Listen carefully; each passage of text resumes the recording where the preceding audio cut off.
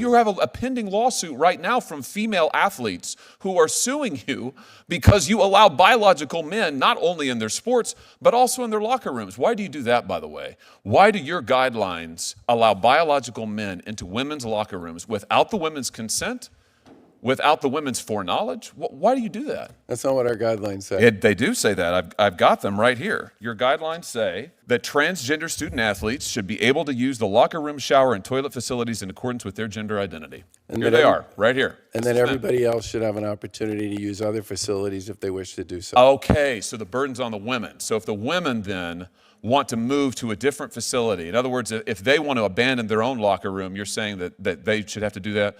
So in other words, it's their problem? No, we put a significant amount of emphasis on what the locals' plans are, and we make sure that everybody. What does that mean, the locals' plans? Whoever it is that's hosting the event. You have guidelines that instruct them what the best practices are, and your guidelines say that biological men can go in and use the women's locker rooms if they want to. What the women want has nothing to do with it. They're not mentioned in here at all. Correct? Correct. It's right here. You just reaffirmed them in May of this year. I've got them. I'm reading them. I've got them off your website. I believe our guidelines give people optionality with respect to how they choose to use their facilities. And many